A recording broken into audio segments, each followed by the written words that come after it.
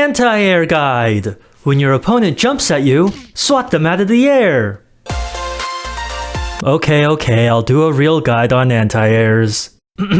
This guide is going to assume that you're a relative newcomer, say Plat 1 and below. But no matter what your rank is, use your own judgment and evaluate your own play to determine where you are in this guide, or even if this guide applies to you at all. Okay.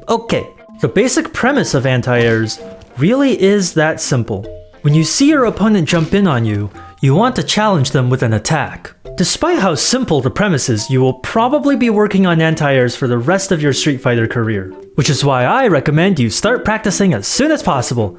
I mean, you've probably seen your opponents jump all the time if not done it yourself. Jump-ins are really great. You can get big damage, you can get mix-ups. That is to say, they're great until you find someone who can anti-air you consistently, at which point they become situational at best.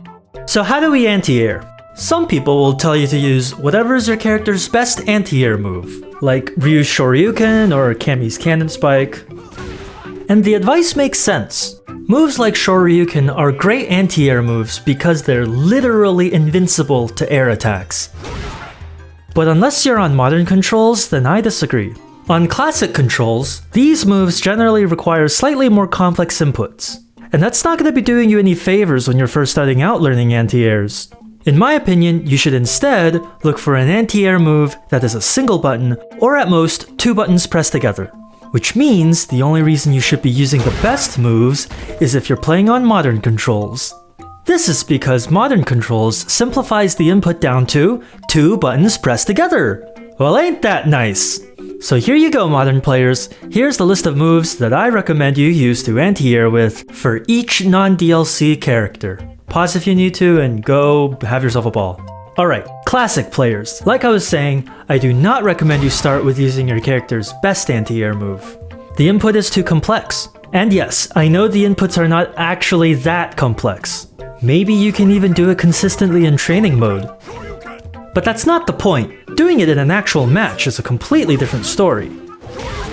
And so there's no point in overloading yourself any more than you have to.